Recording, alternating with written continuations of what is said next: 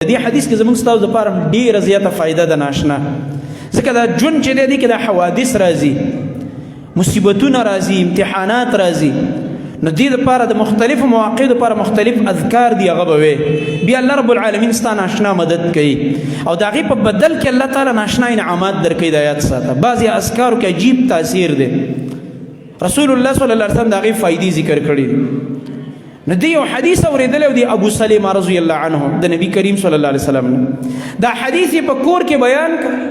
نو ام سلمه رضی الله عنها فرمایي وی ما ته دا حدیث ویلی و چې رسول الله صلی الله علیه وسلم فرمایي که یو بنده الله رب العالمین په هغې یو امتحان راوسته، یو مصیبت یې پرې راوسته، یو څیز یې ترې واخسته چې ده ته ډېر محبوب و او ده په هغې باندې شکایت ونه کړو، جزې فزې نه کوي، ځکه دا د مسلمان طریقه نه ده، دی به جزې فزې نه کوي، فضول وخت به نه بربادې او نه به شکایتونه کوي چې بس تا باندې امتحان راغی به هم دا شکایتونه کوي لګي، بلکې الله ته به تضرع کوي، رب العالمین طرف ته به متوجه کېږي.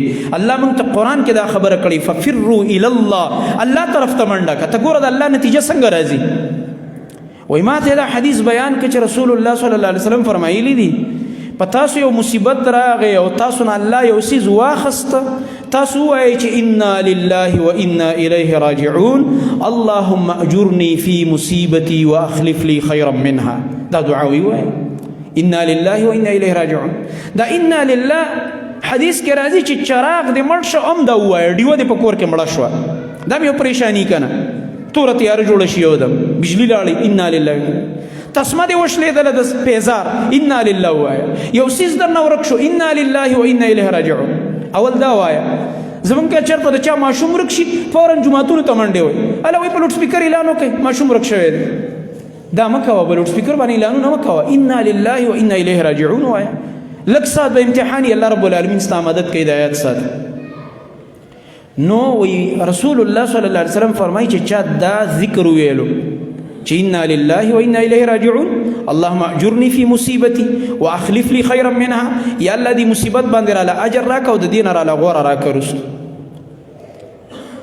نو چې کله زما خاوند وفات شو په ما غټه حادثه راغله. ام سلمه رضی الله عنها فرمایي ابو سلمه رضی الله عنه دا چې کله وفات شو نو ما ویلې چې په ما باندې په ژوند کې د دې نه غټه حادثه او ډېر لوی غم نه دی راغلی. نو د دې غم په وخت کې دا حدیث ما ته رایاد شو چې مې خپل خاوند راته ویلی، بیا مې په دې زړه کې ویلې دا دعا خو مې وویله چې انا لله و انا الیه راجعون او اللهم اجرني في مصیبتي واخلف لي خیرا منها، خو زړه کې ویم ځان ته چې یاره د ابو سلمه نه به م ښه خاوند ما ته میلاویږي، د دې نه به م لا غوره بدله ما ته میلاویږي، زما څومره غټ غم په ما باندې راغو. وایي دا دعا مې وویله. نو په دې کې چې کله د دې عدت تیر شو رسول الله صلی الله علیه وسلم ورپسې د نکاح پیغام ولېږلو. الله اکبر. نو ابو سلمه رضی الله عنه خو ته الله واخسته او څوک ورله الله ورکړه؟ محمد رسول الله صلی الله علیه وسلم. او الله سبحانه وتعالی دا د مؤمنانو مور وګرځوله. نن موږ تاسو ټول مؤمنان چې نوم اخلو د ام سلمه رضی الله عنها نو موږ څه وایو؟ هغه ام المؤمنین ده رضی الله تعالی عنها. نو د نبی کریم صلی الله علیه وسلم په نکاح کې دا بیا راغله.